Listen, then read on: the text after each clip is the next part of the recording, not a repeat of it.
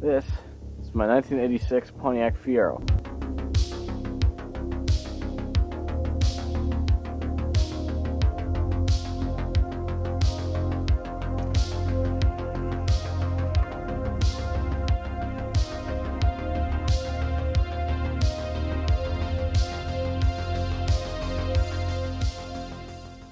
I'm going to start with a little bit of backstory. The Pontiac Fiero first came out in 1984 as GM was kind of making boring economy cars very not interesting. They wanted to make a small, fun car that was also economical. And in 84, they did it. It came with a shower of problems. The main problem with these in 1984 was that the engine caught fire in that year. They had fixed it later. This is an 86 model, so we're good. The main thing about the Fiero is that it is mid-engine. The first couple of model years, it came out with a 2.5 liter 4-cylinder. The engine was nicknamed the Iron Duke.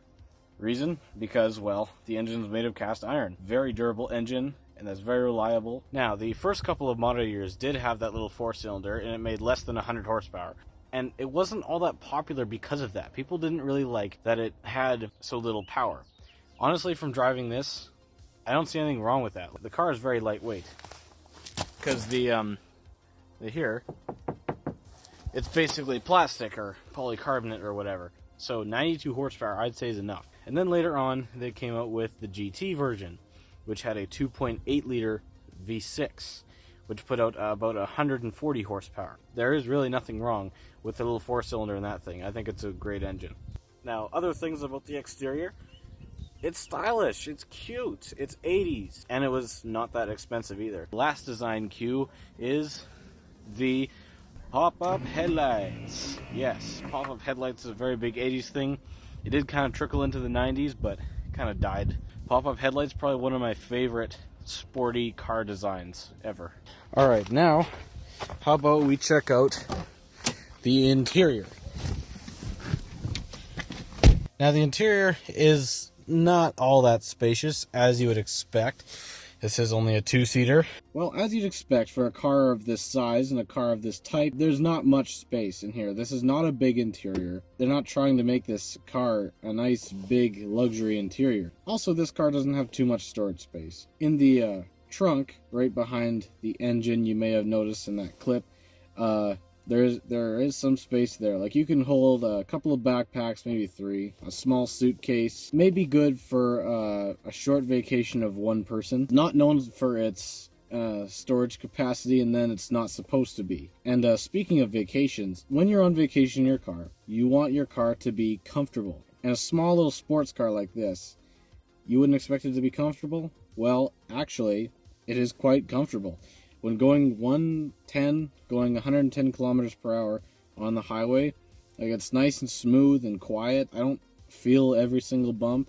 They really didn't build this car for a vacation. You can tell they put some effort into the driver comfort, especially these seats. I mean, there are seat covers in here, but the seats are actually pretty comfy. But yeah, it is a very nice place to sit. It's very comfy in here. And you also got a tinted rear window. This tinted window can sometimes be a problem. Like, last night, I was backing it up to park it in the garage, and I ran into the garbage can sitting on the street. It is kind of hard to see out of that back window because it's tinted, but other than that, really, like, the visibility is pretty good. Again, with the storage space, you really only get that you get like a little pocket in here to fit stuff.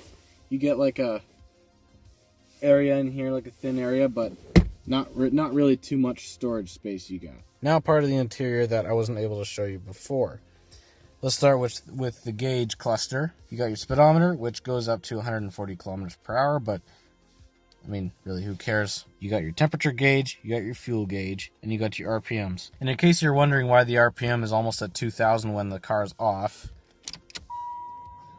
everything goes back to where it should be. There, I really don't know why it does that, but whatever. To really show you everything, I should probably start it up. So, well, here we go. It's got these 2 little things on each side so you can start it. So anyway, it's really cool hearing the engine start from behind you. You get your blinker there. That's your blinker. And one interesting thing about this car that I do not understand is when you open the door while the car is running, this little thing here says ajar on the top, which I really don't know why it says that. Maybe there's a reason, but yeah, that it says that when there's a door open. Then we move over here. Now the gear shift is a little bit in the way of that, but we move over here. Now you got really basic stuff. You got your fan speed, you got where you want it, so that's defrost, and then you got normal heater, and then you got I like this because it's so simple. And you got on, you got, and by the way, it's saying cold. This car does not have air conditioning. I don't think it ever had air conditioning from the factory. But anyway, cold basically means like outside air. And of course, it's got a heater, which works well. And then you got the radio. Now, the radio is stock, as you can tell. Oh, radio actually works this time. So lucky for me, this time is one of the 20% chance that this radio actually works. So I do plan on buying a new stereo for this at some point. Maybe something with Bluetooth. Excuse my little jam session. There are also 2 speakers behind each occupant in the car, which at the moment do not work, but probably once did, since that is a factory location for a speaker. Alright people, I've saved the best for last.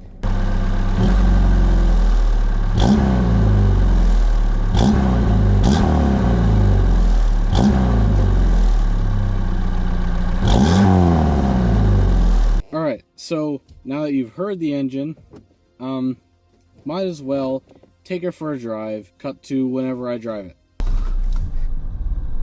Awesome. But yeah, despite the fact that this thing's kind of low to the ground, I mean, it's fairly comfy. It's very nice to drive.